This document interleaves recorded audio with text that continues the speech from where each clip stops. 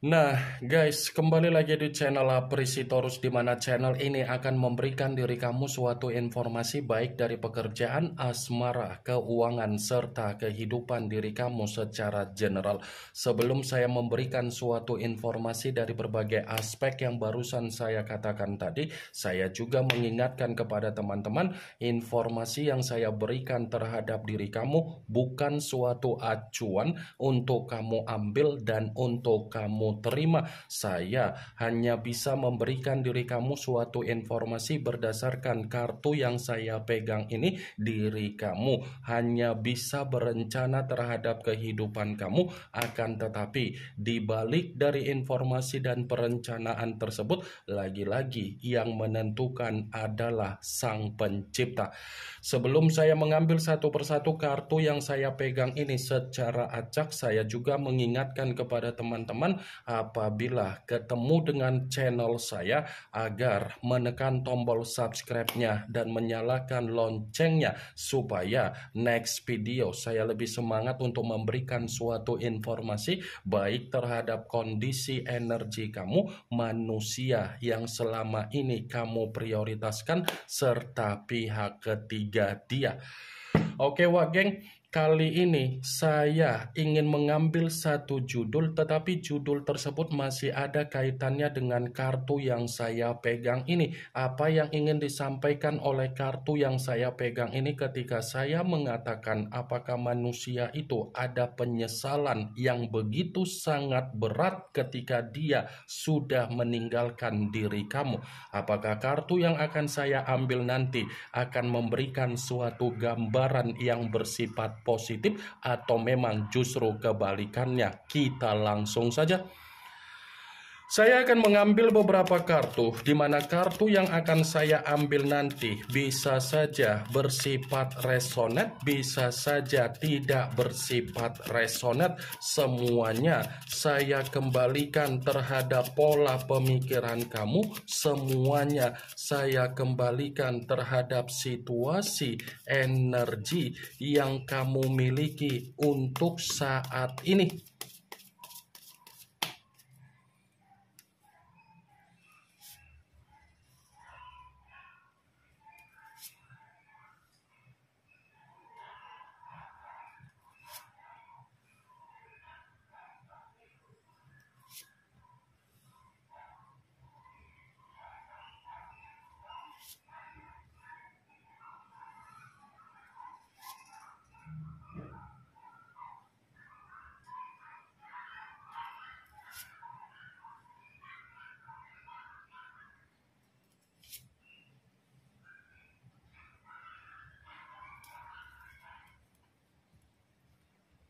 Nah guys, di depan saya ini sudah ada beberapa kartu yang sudah saya ambil secara acak satu persatu dari tumpukan kartu yang saya pegang tadi. Apakah kartu yang ada di depan saya ini akan memberikan suatu gambaran yang bersifat positif atau memang justru kebalikannya? Kita langsung saja.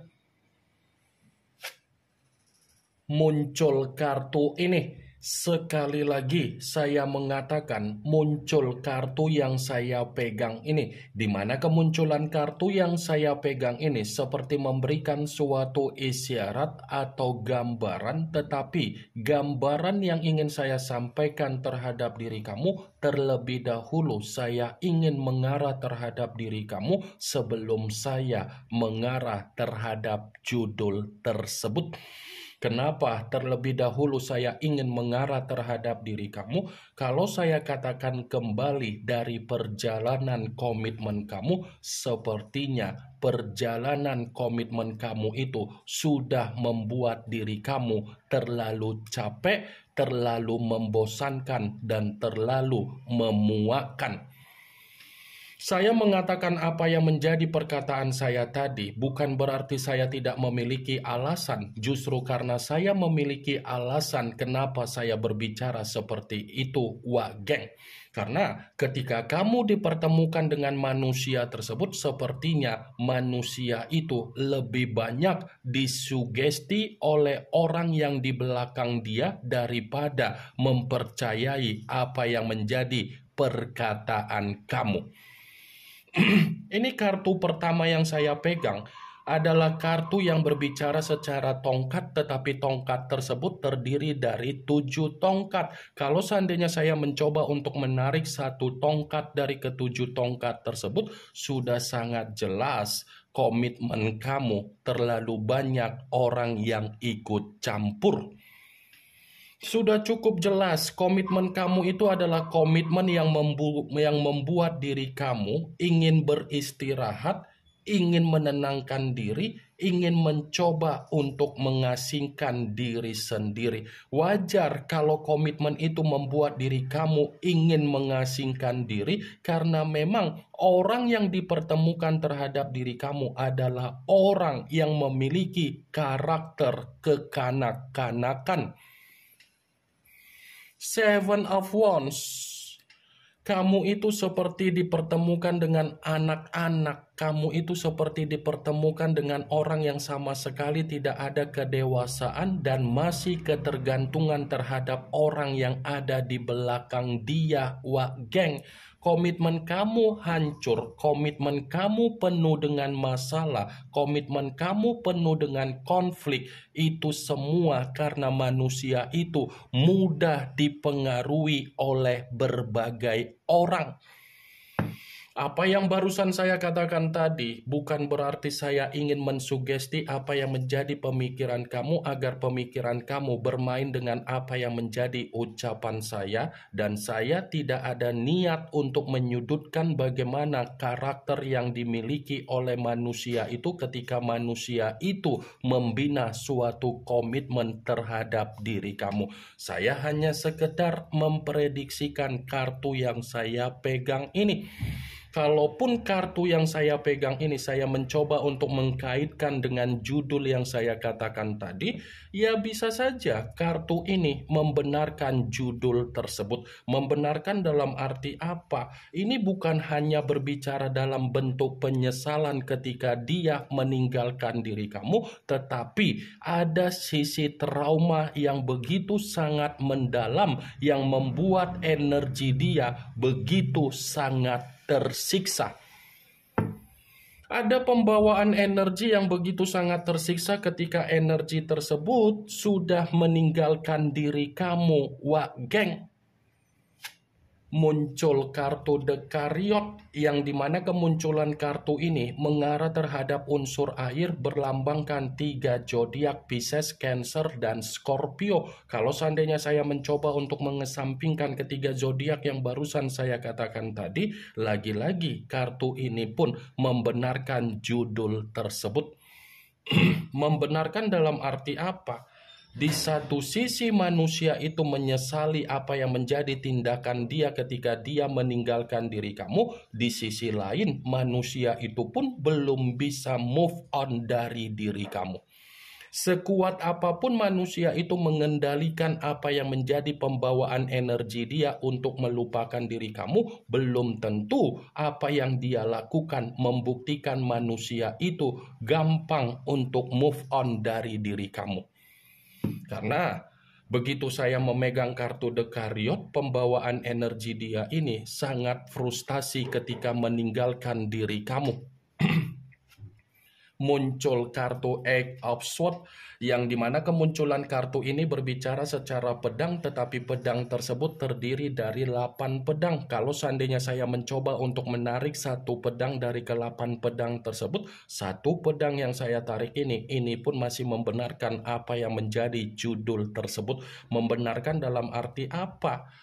Ketika meninggalkan diri kamu, kondisi dia ini lebih banyak berpura-pura ada kebahagiaan. Ketika dia meninggalkan diri kamu, manusia itu seperti menerima apa yang menjadi keadaan yang bersifat tercekik, terkekang, banyak beban, banyak intimidasi yang dia dapatkan dari orang lain secara kehidupan sosial di luaran sana.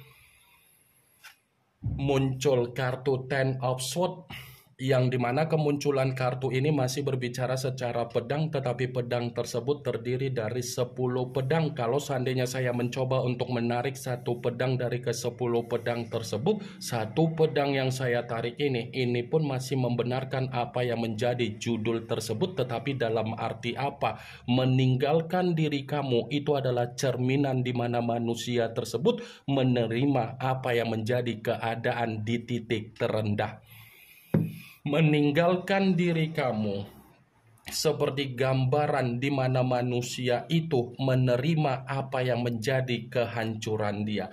Meninggalkan diri kamu seperti cerminan di mana manusia itu menerima keterpurukan dia. Meninggalkan diri kamu seperti menerima apa yang menjadi kondisi kecemasan dia. Wah, geng. Muncul kartu Five of Cups, yang dimana kemunculan kartu ini berbicara secara cawan, tetapi cawan tersebut terdiri dari 5 cawan. Kalau seandainya saya mencoba untuk menarik satu cawan dari kelima cawan tersebut, satu cawan yang saya tarik ini pun masih membenarkan apa yang menjadi judul tersebut, tetapi dalam arti apa? Meninggalkan diri kamu itu adalah gambaran di mana manusia itu benar-benar menerima apa yang menjadi tangisan dia. Karena sewaktu manusia itu meninggalkan diri kamu, seperti ada pelampiasan secara pembawaan energi di mana dia menyalahkan dirinya sendiri, di mana dia seperti benar-benar ada penyesalan. Muncul kartu The Devil, yang dimana kemunculan kartu ini mengarah terhadap unsur tanah, berlambangkan 3 zodiak Capricorn, Taurus, dan Virgo. Kalau seandainya saya mencoba untuk mengesampingkan ketiga zodiak yang barusan saya katakan tadi, lagi-lagi kartu ini pun membenarkan judul tersebut. Membenarkan dalam arti apa? Ya, bisa saja manusia itu ketika meninggalkan diri kamu sedang menerima apa yang menjadi dampak buruk di dalam kehidupan dia. Kartu ini bukan hanya berbicara secara penyesalan, tetapi dia pun masih menyadari ada pembawaan energi yang begitu sangat ketergantungan terhadap diri kamu, yang begitu sangat terobsesi terhadap diri kamu. Cocok kok rasa seperti itu, Wak Geng? Di saat ada komitmen terhadap diri kamu, dia hanya memandang dan menilai apa yang menjadi kestabilan kamu. Tetapi ketika sudah tidak ada komitmen terhadap diri kamu, dia lagi-lagi menyadari kebodohan dia secara penyesalan dia. Muncul kartu The High of Priestess, yang dimana kemunculan kartu ini selalu saya katakan sebagai kartu yang berbicara secara pendeta, tetapi pendeta perempuan. Kalau seandainya saya mencoba untuk menarik kata pendeta yang saya tarik ini pun masih membenarkan apa yang menjadi judul tersebut, tetapi dalam arti apa? Ternyata alam bawah sadar dia ini seperti sangat tersiksa ketika meninggalkan diri kamu. Bisa saja alam bawah sadar yang dia miliki masih ingin meminta suatu pengampunan terhadap diri kamu. Bisa saja alam bawah sadar yang dia miliki masih ingin terkoneksi terhadap diri kamu. Muncul kartu Judgment, yang dimana kemunculan kartu ini berbicara secara pembaharuan, tetapi yang ingin saya sampaikan terhadap diri kamu, ternyata ketika meninggalkan diri kamu, kondisi kehidupan manusia itu tidak berjalan sesuai dengan apa yang menjadi ekspektasi dia, tetapi ada tamparan dari pergerakan semesta, yang dimana semesta memberikan manusia itu situasi pembusukan. Wah, geng. Ini yang ingin saya sampaikan terhadap diri kamu dari berbagai kartu yang saya pegang ini. Keluarnya kartu Judgment sebagai kartu terakhir yang ingin saya katakan terhadap diri kamu, sebagai kartu kesimpulan yang ingin saya sampaikan terhadap diri kamu. Yang positif ambil, yang negatif buang. Sekian dulu informasinya. Salam kartu tarot, salam zodiak.